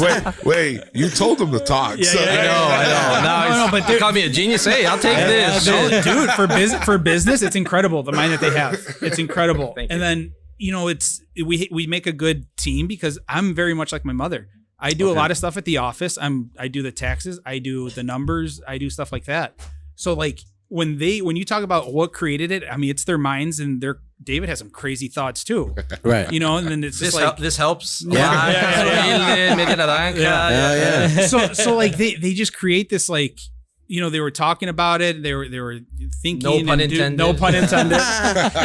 And me and my mom just listen and let them two go at it and figure it out. Create something cool. We'll Just figure- let us know. Yeah, just let us know what to do, and But no, it's the whole idea on Talk About It was something that I think got created because we started Let's Talk About It, and we trademarked that. And Okay. it was huge because then we had Taco Tuesday. And that was part of your marketing at Comales, correct? Right. Okay. Yeah. And then David and my dad just took off with, hey, let's create this outside and let's put a truck inside the building and let's create An actual truck. Yeah. you tell that actual one. You taco guys- truck. Wait, Yeah. what? So Yeah. I hope my dad watches this because I've never said this to him, but I know that he spent like hundreds of hours of manpower to find this. Because I said, Dad, like we can literally, I don't know how to build anything, but I said people can build this out of fiberglass. I can't do IKEA either. Yeah, I don't do IKEA. I don't tool. Same. Yeah. I got a call Friday to build nice shit. That's me. So my dad's just said, no, Mijo, no, it needs to be authentic. It needs to be legit. We need to find a truck. Okay, Pops. Okay. And then a week passes. No, pues, and he would move it to different like people. Like, okay, Nicho's going to do it. No, Hector's going to do it. And we couldn't find the fucking truck. But he wanted a legit truck that looked like a taco truck to be inside of the building. Oh shit. And eventually, he's like, Mijo, don't worry about it. We're not going to spend that much money. We're going to find it. So then I forget about it. And then I eventually found out. So then we find the truck. They get it. It's awesome. It's like almost looks like an old UPS truck. Yeah. Okay. But they cut it down the side. What? We got a badass guy from Michael Cerda from Milwaukee, a beautiful like artist, hand Shout out, painted, shout out, yeah. Michael Shout Cerda. Yeah. super talented. But for sure, I was like, hey, Dad, he wouldn't give me the straight answer, but I then eventually figured out it was like 300 hours or 200 hours of people trying to find this truck because my dad. Was it found here? It was like in a junkyard somewhere, but and it was still ran, so we could still drive it, but it was like barely driving. But it's just being authentic and being for real. Like even when we open Tequileria, okay, we're gonna get these barrels. Dad, we'll just order these fake like these. No. I want real bourbon Authentic barrels. barrels. Oh, The art in Tequileria, artists from Jalisco came in, painted every. My dad is very traditional, and he likes doing things and supporting people that do things the right way. This truck was crazy that we did it. I mean, just to get it in the building, they had to cut it like multiple times. Oh, wow. But it's legit. It's a 3D truck. You can sit in it. My kids go there and they love going to talk about it because you can open the sliding door, you jump in, you sit on it. And that's sometimes what we forget as Mexican American. Like, let's just take it. Like, we can build it. No. I want to do it like the super old school. Find it. I want to cut. You want authentic. Authentic, You like it, and I think it translates to people. People see that and they're like, oh shit, like this is different. Like, yeah, you can have, a facade of something that looks like something, or you can have the real truck inside your building. So it was, but it wasn't just me and my dad. Nuts. It was a lot of people. And that created talk about it. Yeah, the vibe. The vibe of that truck. That truck was the main thing, was the main component we wanted in this restaurant. Yeah. Because you wanted people to walk in and go, wow. Yeah. Like you can tell if it's a fake truck, but when you walk in to talk about it, and like, hopefully you guys can visit once COVID's all over and walk in, and you just walk in and holy shit, that's a fucking huge. truck. It's a real truck. It's huge, And I can sit in it and move the steering wheel. That's crazy. So the whole vibe is just we're gonna do the next GuacPod inside the truck. Inside the bro. truck. it's cool. It's cool. No, and it sets the expectation. Like it's a taqueria. It's a taco. Like we don't sell gourmet tacos at Talk About It or Los Comales. We are authentic. Es lo que es, sesos, ¿verdad? tripa, barbacoa, carne asada, buche, Traditional. stuff that suadero, shit that you can. That's what you get on the streets in Mexico. Right. Yeah. That's what we want to sell. Authentic street food at Talk About It, and the truck helps kind of encapsulate that. And So sorry to interrupt, No. but this Talk About It is where in Addison, Illinois, or where's it at? It's your hometown. That's where I live. Shout out Addison, Illinois. Shout out. There you go. Yeah. No, but how do you guys educate? So we had Elliot educating tequila. Who's educating the tacos de suadero to Addison people? Luckily, teamwork. Luckily, there's Netflix and these Taco Chronicle shows and all that stuff. And you could see the boom when like those shows When those came shows out. come out. Yeah. They have an impact on we're not digging the barbacoa underground like they do in Mexico, but we're doing it pretty similar with It's the different. doable. Yeah, no, but definitely people are every day getting more educated on what they put in their body, what they drink, what they eat. Yeah. So like I keep going back to the guys from CasaHumilde, like they know everything that goes in this beer. They know what the quality of it is and the pride that they put behind it. The same shit with our tacos. Like we know every single thing that we do with that, and we're proud to sell it. And to have somebody consume something that you make, you have to be very proud of what you're putting in somebody's body, man. Like it's no joke. So that's the way that we kind of take on the restaurant. In Addison, they've been great to us, man. And honestly, they've welcomed the vibe. Like Eric said, hopefully we can have people inside soon. Yeah. And the whole thing was created for people to walk in and get that wow factor, But then now it's like, shit, they can only go through the drive-through. It's like they're no longer going to want to come inside. Is that a fucking truck in there? No, but there was people on the drive-through taking pictures inside. They know it's there. No, and then you educate. My dad, I remember the first days that we were there giving out the free tacos. That's what I think the initial question. So the first day, my dad's like, it's a Taco Tuesday. We're ready to open. I can't abrir mañana, and I'm like, Dad, shit, like how are you gonna open tomorrow? Like, literally, I can't abrir mañana, and I'm like, Dad, well, we're not ready to sell. He's like, I can regalar. It's COVID. People need food. Yeah. People want to try our food. Let's let people know what's up. That's where I was going. Like he wanted to sell the whole day. You told me. And then he was just like, no, we'll do it for free. Yeah. And it was just such a nice thing because people at that time, it was like you're 2 months into COVID. Yeah. Everybody's suffering, not just the restaurants, but people like real in people in general, not understanding what's really going on with COVID. Correct. And you do it, you put it on Facebook, it goes kind of viral, and then you get I think we served 537 cars in a 2 or 3 hour span. And we fed not just, each car had 2 or 3 people in it, maybe 4. Yeah. So we fed thousands of people just to be like, let's start. And it wasn't just marketing. Honestly, it was out of my dad's, hay que ayudar. Like what's better than starting and like that was his part, like Yeah, in this whole giving- thing. yeah, I want to help out. No, yeah, and it's like it comes back around, man. And that's not with the intention that we do anything, but it's what I've learned in 20 years of working for my dad. You do it out of the goodness of your heart, and then eventually it comes back to you, and it's for real. I didn't believe it when I was younger. He would give stuff away, and I'd be like, oh shit, Why? yeah, why are you doing that? She wasn't even pretty. It's 3 a.m. It's I don't not get even it. pretty. Why her table? No, or we would give, or un amigo, no, pues hay que regalarle esto a la iglesia, and I'm just like, damn, Dad, like we just give away $3,000 in a taquiza, and he's like, mijo, no te fijes. And I'm soy fijado, just like you said, you're curious. So am I, and I'm like, shit, especially when it's money for the family or money for everybody. It's what you live off of. That's how we make a living. Yeah. And then eventually you would start seeing you get like jobs from the same people that you used to give money. You used to give food for free to, or events and sponsor stuff. And it comes back. And me and Jose were talking about this yesterday when you stopped to talk about it. Like, it's good to do it. People sometimes get turned off by doing stuff for free. Right. Mm-hmm. Especially in the beginning, because you're starting off but it comes back around the majority of the time. Yeah. And I wasn't a fan of it when we started, but you see the value in it the older you get, and if you do it for the right reasons. We're not trying to, it's not with like gancho. It's like, dude, we do it because we want to do it, Yeah. So Yeah. Y la gente está tan mal acostumbrada a decir, well, what's the catch? What's the catch? Yeah. And You got those questions when you're because we were outside 5 hours. Sure, we can take these Yeah, tacos? it was like 5 hours. People were like, no, here. I understand. Like here, do I have to buy a drink with this? Do I have to do? And Yeah. you're like, and it's different. Like Eric was saying earlier, like Addison's different than Melrose, different than Elgin, different than Todos son diferentes. Midway, Yeah. wherever we are right now. I'm pretty sure this is Indiana, Kentucky. No, there's a lot of probably Comales out this way too. There is. There is. But for There's us, like two of them. like it's a cultural thing, man, and we keep and you keep learning like these cultural little like nuances that are like, people son like they don't believe stuff.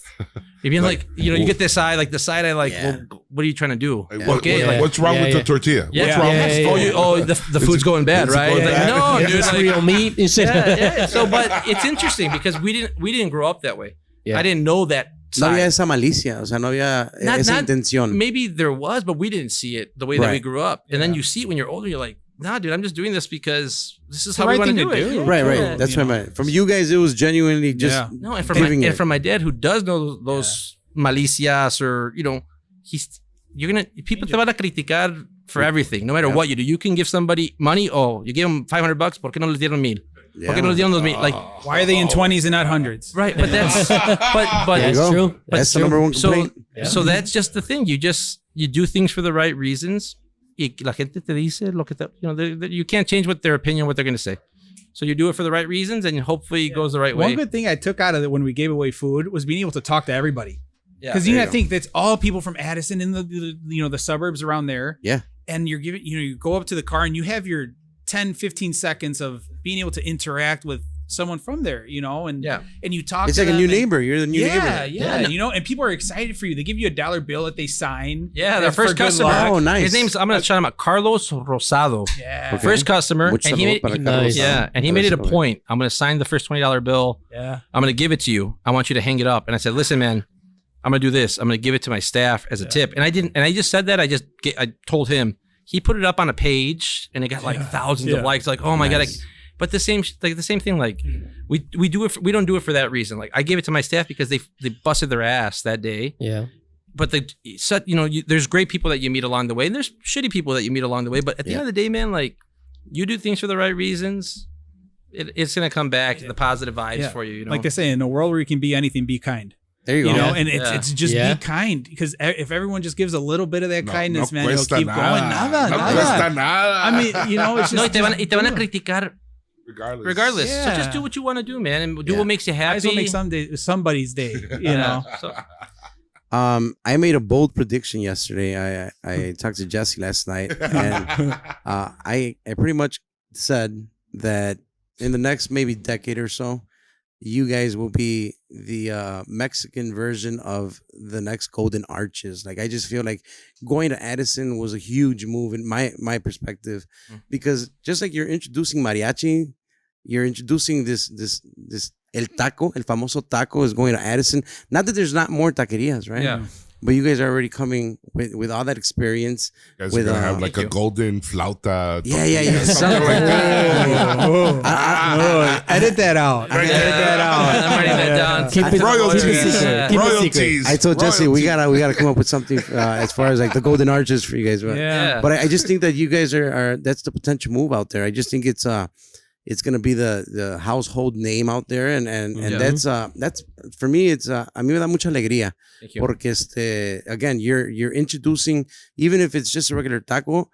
I appreciate that you just said, like, people watch this Netflix, and it's true, because even Netflix is such an educator to people that are like just not living under a rock, but no sabiendo pues la cultura del taco. They just go and fucking go to Taco Bell or whatnot. Yeah. So now I think you guys are onto something. You guys been onto something. Thank you. And that's a beautiful move out there in Edison. I wish you guys we're gonna go out there for sure. Oh yeah, for We'd sure. love to have sure. you. Love to have you. Yeah. And for us, honestly, it's we, like I said, when you do things for the right reason, then we want to introduce our style of taco, because when people showed up to talk about it the first time, but you guys put lettuce and tomato on it, like, no. And you do have to educate. And my dad, I remember the first couple of days, like, there was a couple people that didn't even know what a taco really was. Like, There you go. Yeah. so for us, I hope we can always control whatever we have as a family and bring on people that see the same vision, because we always want to have this social side of what we do too. Mhm. These restaurants are great. That's how we make a living. But the social side and these events and this culture that we also promote, I hope that we can maintain that too. Yeah. And that's what our job is. Our parents are getting older. We have the best mentors that you can possibly have. People can risk everything to come over a fucking border to a country they didn't know, and to give us an opportunity like we have now to do something like a talk about it is invaluable. And it's like it's un compromiso that we have. I think Eric, myself, and I hope a lot of the people that work with our family, to do something great and to hopefully open up a bunch of these, and that people enjoy it, and we stay true to the tradition of el taco, cebolla, cilantro, salsa. Yeah. And sometimes do funny stuff like we've done, like the la rosca or the heart-shaped torta, stuff like that. But stay, Heart-shaped torta, bro. It's been a tradition, and for me, these past 2 years, I've always, for Valentine's Day, I've always had. Thank you, man. That's nice. I've always gotten gifted from my girlfriend the torta. Yeah. And I'm like, you went all the way to Melrose Park? She's like, Yes. of course. Please do. Like, It's right around the corner. But to add to your dad, I don't think he's ever gonna stop, because he has this mindset where he's gonna be 80, 90, 100 years old.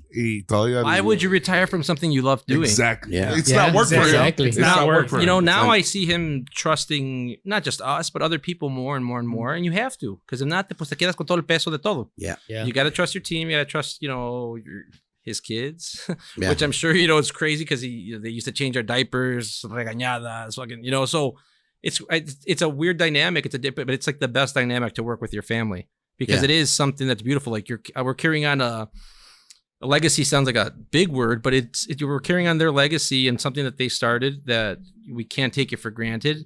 And not just us, but like all the people that they employ, that we employ, like we can't let them down either. So No, it's family. for us, it's family. No, Yeah. and it's legit, especially during all this COVID stuff. Yeah. Like we appreciate these people so much more. And this whole year slowed everything down. I'm sure for everybody. Correct. Well, you think about this stuff and you're just like, man. Like you just appreciate everybody more, and family, friends, your health. Yeah. Everyone's role is heightened. Yeah. And you're like, I can't. Like Coco, my aunt's been with us for 18 years, and like invaluable. And so like it's easy to be sometimes what people might perceive of two sons of somebody that owns something, like hijos de papi, whatever. But we've earned our keep with what we do, because we appreciate every single person that works with us, that we collab with, because it's just not us. It takes a fucking village, man, to do what we do. And what you guys do too, man, with this podcast. Like, it's not easy to do what you guys do and stay up late at night and invite people on, but you guys believe in it. You guys are passionate about it. We're passionate about our culture, music, our food, and our family, like, and how tight we are, so Yeah. Well, thank you for Thank you. the podcast comment. But I want to add that a little to your comment. I just think it has a lot to do with perspective, with your dad's perspective. Yeah. and he could have easily not passed it on, and he gladly did, and I think that was huge, and pues el negocio está quedando en muy buenas manos en mi punto de vista. Right. Thank you. Thank you. I'm gonna go back a little bit just because I do want to give it a little bit more time in Mexico en el corazón. Yeah. Because we kind of just we We rushed rushed through it, through and it. I really want to touch it because did it's technically no va a haber nada este año que viene siendo el 2021 as far as you know. As far as I know. So, we're at a point now with what my father does with Mexico en el Corazón, that he's got a team of people now that do that. Okay. My responsibility is Millennium Park and Melrose Park. Everything else, he's got other, So how many cities did you guys hit last tour? 22. So they came up on a bus. Holy. So they started in California all the way up to Seattle, Starts to in- Vancouver. Starts in Jalisco. They leave Jalisco, but they don't play. Yeah. At the end, we got to Jalisco, but 22 cities. So they literally do a big, it almost looked like a heart, actually, the way they did it. Okay. And then ended back in Guadalajara, but, you're talking Houston, Nashville, Chicago, maybe 7 events, Vancouver, to take your culture to Canada. Yeah. And that's what How that's was his, that, man? we didn't get to go because He didn't and let this us is what, go. and this is he didn't let us go. Yeah, that's all the truth. Nos dijo que no. No. Wait, Es la you verdad. guys Son muy there? borrachos, no vayan. Son muy borrachos, you're gonna ruin it. Yeah. Or was it the passport issue? We can't go into Canada. I can't, we're not invited back after that one time in Windsor. Winnipeg, Windsor stories. shout out Winnipeg. Yeah. Sorry, Winnipeg. The crazy streets of Winnipeg. Yeah, Oh, shit. Can't get into that, but We'll edit that out. yeah. Legally, we can't get into the Winnipeg story, so please move on. Thank you. Understandable. But so it's grown so much, man. Where now he tries to be at every event, and he can't make it to all of them. But we have these restaurants to run too. Yeah. Of course. So we have 4 restaurants. So we try not to do the same thing, my dad and I, because we're very similar people. Same thing with my mom and Eric. Like they're very similar in the way that what their job is and what they do. So we try to split up. So my dad goes, and if he's there, I'm here. And then the Millennium Park event, just because I think of la confianza that me and my dad have with big events, that he trusts my organizational skills or my, just organizing an event of that magnitude where we keep it tight. But every single Comales manager, Talk About It manager, Tequileria manager, the day of that Millennium Park event, they're working in Millennium Park. It's all hands on deck. Everybody. I bet you any Yeah. Monte Carlos, Señor Suarez is going to be like, mijo, se va a hacer mañana. You're like, holy shit, No, what? we had the conversation today. I met with him at 2:00, and I'm like, he's like, mijo, no te preocupes. Mira, se hace de volada. I'm like, yeah, please. About opening Give me a heads up. opening the Please. indoor, the indoor dining. I'm like, Yeah. yeah, just give me like 48 hours. Like, Yeah, por lo menos. but when you grow up like that, pues, you get thick skin, and we can literally not agree or talk to each other pesado, Okay. and it's like it didn't happen, but because we're trying to do something great, we're trying to do something good for everybody, and sometimes a lot of times we don't see eye to eye, and I think that's the good blend that my father and I have, or that even Eric and I the last 3 days we've been going back and forth Over marketing pictures. over marketing pictures with the You're what was talking it? shit, Oh, man. the heart shaped Lay it torta. out, man. Lay it out, The heart shaped guys. torta. I was mad. He was big Well, man. you guys are talking shit, but he's like, oh, we got to do the GuacPod. We got to talk to each other. This is the first time we talk in a week. Hey, por eso no te deja hablar. Yeah. Hey, you want to jump in? Hey, never mind. Okay. Eric, go to the bathroom. I gotta talk. No. But yeah, you can tell that story. But that's the way we run our business, man. Like, Yeah, of course. No, yeah. I mean, you argue it out. Like, he put up a post. I'm like, What the fuck? What the fuck? like, Bro, not, that that's your sucks. best work, and I'm like, bro, that's not gonna fucking create the buzz that we buzz do. that you want. And no, watch. You believe I looked at this and that. No, bro, I don't A think it's day good. late- And you argue and you go back and forth on the Yeah. tax and stuff. And a but day then later, 20 views. no, but no. I made sure. I was like I did texting beat people, him. like this I did. shit, share it. but then I came out with the Bernie. Yeah, he did the The Bernie. Bernie meme. Yeah. So I showed him what marketing was about, for the day. Yeah. But it's good. Like, you can't do that with somebody that works for you that you pay, because sometimes they turn into like, what do you want to hear? Like, they're Correct. like, oh They're no, yes men. Carlos, you're a genius. No, Carlos, that's a great idea. They're Hey, yes guys. right. And I think that's why Yeah. my dad appreciates us. So I appreciate Eric, right? Because we tell each other, and we almost are like yin and yang. There you go. You got it back. You got it back. I call them a genius, and this is what I get. Has anybody cried on the GuacPod? Because it could be a first. Fofo. Fofo cried. Yeah. But oh, did he? Oh, that's right. I did. Yeah. Well, a tear came out. That's all you need. That's all you need. But that's the beauty of working with a family member or family members, that it takes a while to get like the thick skin, because everything's mixed. It's never just family. We have our meeting. It's corny, but it's called Fan Bus, family, business, Fan Bus. Okay. Because every single time that we meet, it's about both. You know, you talk about your kids. You talk about, hey, David, te pusiste pedo anoche and you listen to mariachi all night texting your mom. Yes. But then you talk about like, okay, we got the heart-shaped torta coming up. We have this coming up. Right. And it's never going to be one or the other. You can't turn it off. And when you guys own businesses, when you own a business, you're on 365, 24/7. Absolutely. And that's just what it is. 25/8 actually.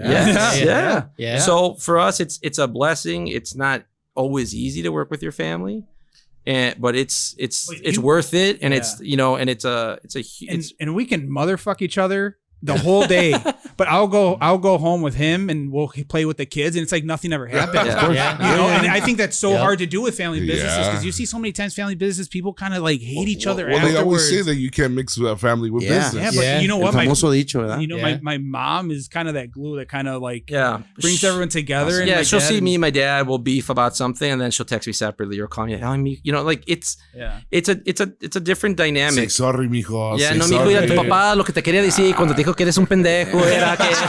He meant to say I love you. When he says I love you, he really means I love you. But it's the hardest of times, but it's the best of times, and it's honestly he did call me. He called me. That happened today. He called, yesterday, and then today my dad's like, hey, mijo, and my dad never would do this probably years ago.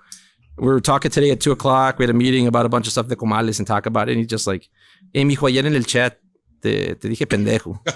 Y la verdad me siento muy mal. And I'm just like, what? Yeah. Like I had forgotten about it already. Like fuck you, we were talking shit back and forth about a post that I did that didn't, it's pandemic season. If you're not selling right now, like it's okay to do funny posts like the Bernie Sanders one, but if it doesn't translate into money sometimes, you're a little anxious, and he was anxious, and I get it.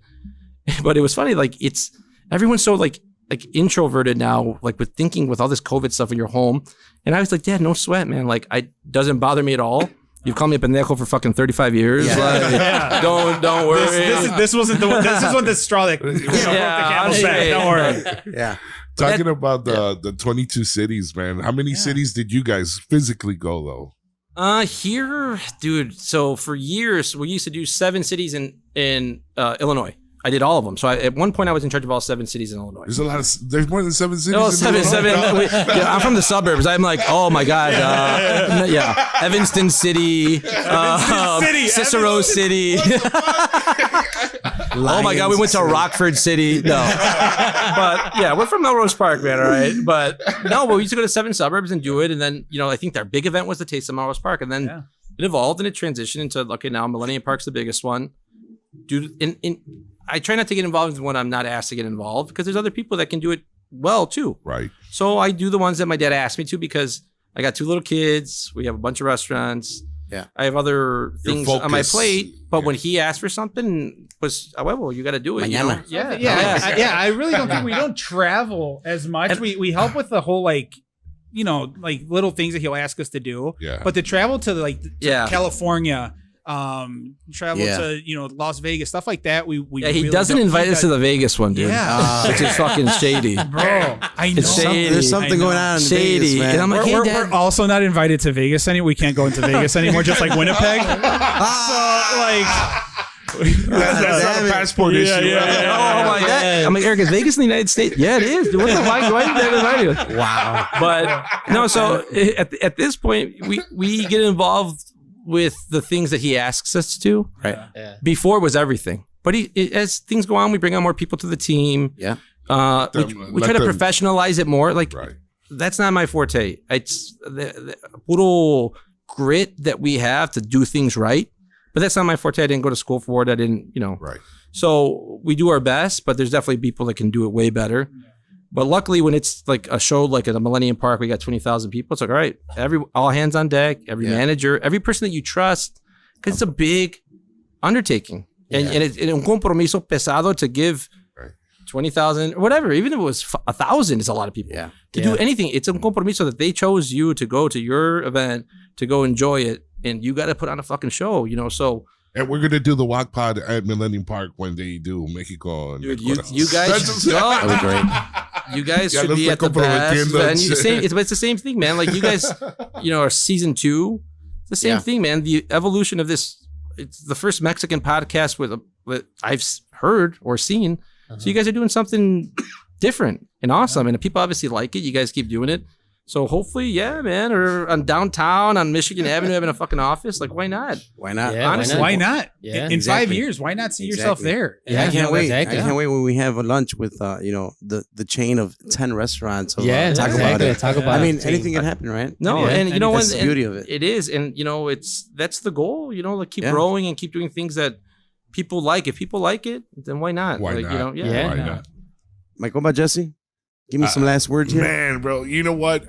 Talking to you guys, just it's more than I expected. You know, because you guys, your dad, una buena persona, una chulada de persona, and siendo de Jalisco is a bigger plus. But aside from you guys being not just iconic, you guys are far more than that because you guys started with Comales. Tequileria is an iconic thing. Mexico en el Corazón is an iconic thing. And then now you're building that Taco About It brand that's on its already way to being iconic. You guys are fucking awesome, man. I appreciate it, Jesse. You Thank you guys so are much. fucking awesome, and Thank you. it's beyond iconic. Where you know it's gonna be a household name. Everything you guys are doing is always household names, man. Thank you. That's very, very appreciated from our behalf that you guys are in the GuacPod, and I feel like I have the honor of having you guys here, man. So Thank you so much. Mi compa Fry? I think it's a great story to hear, you know, like you said about your father. Like if he kind of, I don't say battled, but kind of came over here to do something and to have his visions come out and, you know, do something and then have his kids can be like, hey, if you're not going to do anything, you know, do something, like, you know? Yeah. And I think it's great to hear that side of the story, and great to hear, you know, even people just say like, oh, Comales is just, you know, just a restaurant. Like there's something else on the other side of the stories, and to hear, you know, the Estadio side and Tequileria side, and just you know, a place that I've been before, and hear those you know, those details of even just the barrels, and be like, no, that has to be authentic. Yeah. And then talk about it like, no, you can go another way, just paint a fucking taco truck, and you know, but no, it's just to be about details, and you know, following your father's visions and be like, follow through with it. It's a great story, you know, I think, and I thank you guys for coming through and, you know, telling that story, that side about it. Yeah. and one more adding, go sorry. ahead. No. Shout out to my boy Gil Martinez for introducing me to El Estadio, because when we were there at Estadio shooting billies and I didn't know nothing about pool, we were there in Melrose Park, and that was my first time I had a charola de 40 tacos right there. How about that? You ate them all? A second tray. A lady never tells. But a shout out to Gil, man. Hell Love yeah. you, brother. El culpable. Yeah. Thank you. First of all, I just want to thank you guys for coming on. It was an awesome time. Mhm. I'm a little bit in a good way overwhelmed as far as the amount of information and accomplishments that you guys have. And I really, really do hope that people that are watching it, you know, visit everything that you guys have going on. I really do believe that you guys are going to be the next Mexican Golden Arches. And my invitation for another podcast in the future is sincere. So I hope to see you guys here. Thank you. The one thing that I keep thinking about is like, you know, your dad's story coming to the United States. It's kind of like a lot of our parents' story, right? Mhm. And the fact that he decided to speak up, the fact that he decided to go more with a yes than with a no, the fact that at the end of the day, what I got out of it, other than him being obviously generous, it's the kindness that started there, and then the glue, which is a very keystone to everything, with your mom, because it's not just your dad, it's Yeah. it's your mom, Yep. and then like I said, it's very easy to not pass things along, but love and kindness is very easy because you transmit it, right? You don't teach it, and that you guys have it, and you guys are offering it, and it's gonna keep going for the next, tons of years, hopefully, with the next generation of the Suarez. And I want to thank you guys. I want to thank you guys for dropping this great knowledge. I want people to go and check you guys out.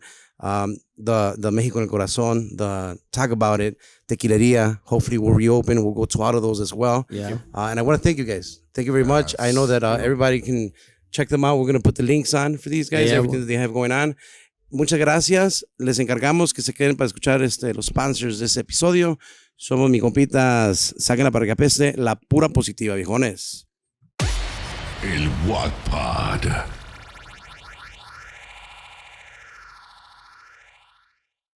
Este episodio está patrocinado por nuestros compotas de CasaHumilde Cerveceria, cerveza artesanal mexicana, y son del que van los pelados. With a variety of 13 different flavors to choose from, CasaHumilde is located in the District Brew Yards, 417 North Ashland in Chicago. Make sure you follow them on Instagram and like their page on Facebook at CasaHumilde Cerveceria. To check availability near you, go to www.casahumildechicago.com and make sure you check out their store locator. Ahí nomás le mete su zip code and the nearest store will pop up automatically. CasaHumilde Cerveceria. Stay humilde.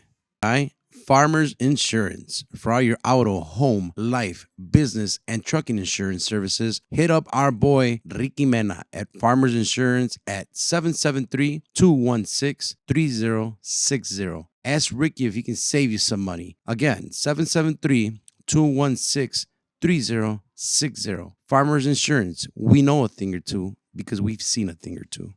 This episode's powered by the Moya Group. If you're looking to buy, sell, or invest in real estate, hit up our good friends Kelly and Sergio at the Moya Group, powered by KW Infinity, specializing in first-time home buyers and programs for ITIN, DECA recipients, and credit as low as 580. For more information, go like their page on Facebook at the Moya Group, or feel free to reach out at 708-655-4994. Again, we highly recommend the Moya Group, making dreams come true, one home at a time. This episode's powered by Miches La Curva, a handcrafted miche mix with all natural ingredients, ready to mix into your favorite cerveza or mixed drink recipe. For orders, reach out to @Miches La Curva on Instagram and Facebook. When you buy 2 bottles of miche mix, mention El GuacPod and you get a free 8-ounce spicy candy. This offer is valid until April 2021. This episode's powered by AMG. Aguacate Music Group is your one-stop shop for all your music needs. Cuentan con servicios de música en vivo, DJs, iluminación, pantallas, photo booths, todo lo que necesitas para tu próximo evento. For all of our musicians out there, they also offer graphic design, photo shoots, live videos, and rehearsal rooms. Go like them on Facebook at Aguacate Music Group or on Instagram at Aguacate Records. You can call and book your next session at 773-301-9083. This episode is brought to you by Nana's Sweets and Flowers. At Nana's Sweets and Flowers, they offer a variety of handmade sweets and floral arrangements to your preference. Their products are customized for your event from every flavor and color to make your special occasion memorable. They are located in the northwest suburbs of Chicago, and delivery is available. Place your order now for that special occasion and become part of the Nana Sweets and Flowers family. Make sure to follow them on Instagram and like their page on Facebook at nanas.sweetsandflowers. They are now taking orders for Valentine's Day. All orders do require a deposit. Also, when you do place your order, mention El GuacPod and receive 6 chocolate-covered strawberries for free. Offer valid till 4/20/21.